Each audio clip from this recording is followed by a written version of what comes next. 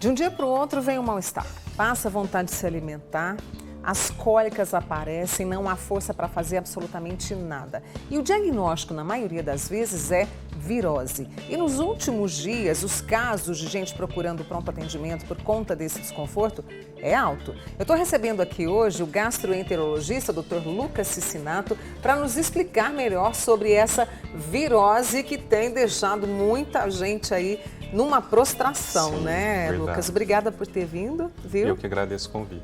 E o que é essa virose gastrointestinal? Porque a gente tem vários tipos de virose, né? Sim, as viroses em si, elas têm muitos sintomas em comum, né? Que a gente chama de pródromos, que são os inícios das viroses, que geralmente vão acontecer em todas, né? A prostração, a fraqueza, o mal-estar, a febre. E a virose gastrointestinal mesmo é aquela que tem um vírus que a gente geralmente ingere, né, de forma acidental, ou por um alimento mal lavado, ou realmente pegando em alguma superfície que está contaminada. Esse vírus, quando ele entra em contato com o organismo, com o trato gastrointestinal, ele vai inflamar ali e vai desencadear vômito, diarreia, esses sintomas que a gente vê geralmente nessas viroses. Eu quero até reforçar para vocês os sintomas que o Dr. Lucas acabou de passar aqui para a gente, para que você esteja atento, saiba o que fazer e, claro, a hora de procurar. Então, a gente tem vômitos, diarreia, fadiga, febre. Geralmente na virose a febre ela é um pouco mais assim leve do que nos quadros bacterianos. Então, se tem uma febre que persiste um pouco mais, isso já a gente chama de sinal de alarme. Teria que investigar de outra forma, mas pode ter uma febre assim leve no início do quadro, geralmente é comum. E quanto tempo dura essa virose gastrointestinal? Geralmente a gente chama ela de GECA, né, que é o nome, que é a gastroenterite aguda, né? Então ela recebe aí esse apelido, mas é um nome mesmo que a gente chama porque ela é aguda.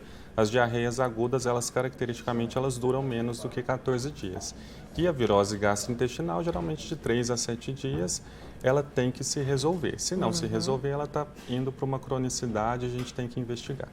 Eu tenho uma amiga aqui, a Graça, lá de Araguari, que falou que o neto dela e a filha, que moram em Santa Catarina, os dois tiveram e precisaram ser internados. Chega a esse ponto?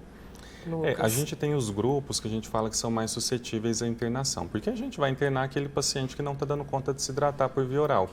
É aquele paciente que está muito debilitado, que não consegue tomar um soro, ou não consegue tomar água, aquele paciente que tem muita fraqueza, uma febre muito alta. Então, esse paciente ele precisa ser internado em ambiente hospitalar. E isso vai acontecer nos dois extremos de idade.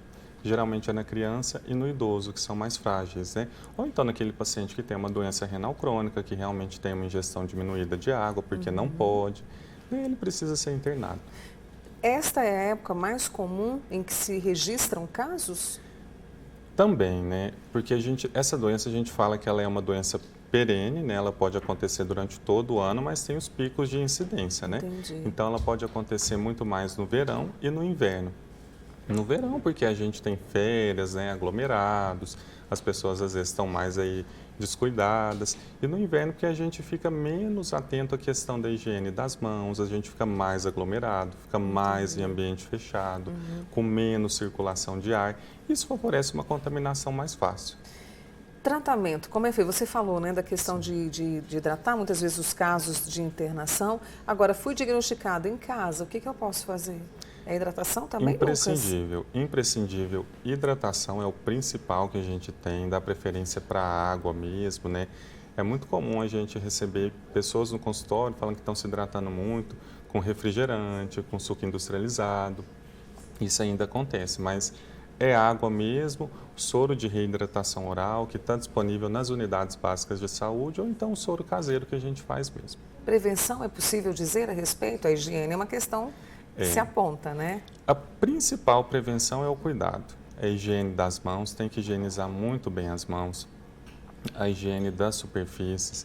A gente costuma dizer que quando tem uma pessoa na família com gastroenterite ou no local de trabalho, o ideal é que aquele banheiro seja higienizado toda vez que a pessoa vai usar. Então tem que fazer higiene do local, higiene das mãos, higiene dos alimentos. A gente recomenda que essa pessoa não prepare alimentos, né, para não poder contaminar esses alimentos. Então, seria mais essas questões preventivas mesmo. Tem até aqui, olha, a participação de, deixa-me ver se é uma amiga, a Luz. A Luz que está participando com a gente, por exemplo, ela está fazendo uma pergunta aqui sobre moscas que deixam ovos nos alimentos. Isso é verdade, Lucas? Você sabe a respeito disso? Sim, isso é verdade. Mas aí essas larvas, né, das moscas, a gente pode ter a miíase, né, que é como se fosse a larvinha mesmo da mosca, mas isso não é viral, né? Daí a gente já tem uma infecção parasitária, daí é um outro tipo de infecção. Entendi. A gente já não chama de virose. A virose a gente se atenta mesmo para os vírus, apesar das diarreias elas poderem ser por larvas, por parasitas, mas geralmente o curso natural é outro. Uhum. E no caso dos alimentos, você até falou, às vezes a gente tem contato com os alimentos, come alguma coisa. Que tipo de atenção eu devo ter, Lucas?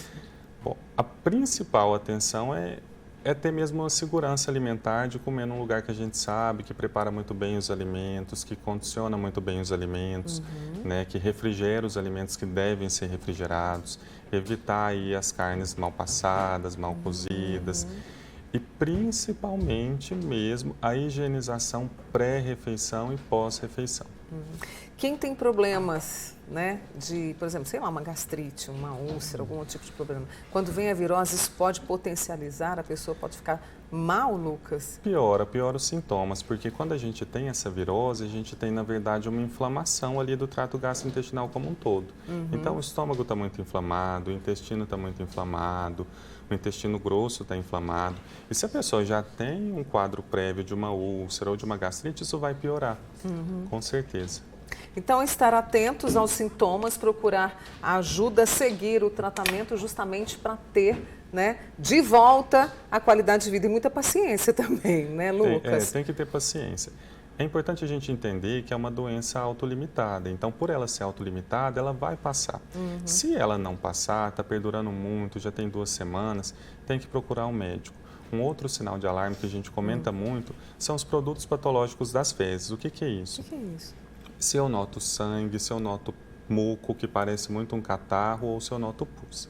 Isso aí significa que está ficando um pouco mais invasivo, que está destruindo a mucosa, então requer uma avaliação médica. É sempre bom estar atento à nossa saúde. Deixa eu agradecer ao Lucas Cicinato, ele que é gastroenterologista, trazendo para a gente a virose gastrointestinal. Muito obrigada, Lucas. Eu que agradeço. Volte sempre, tá? Obrigado. Bom fim de semana para você.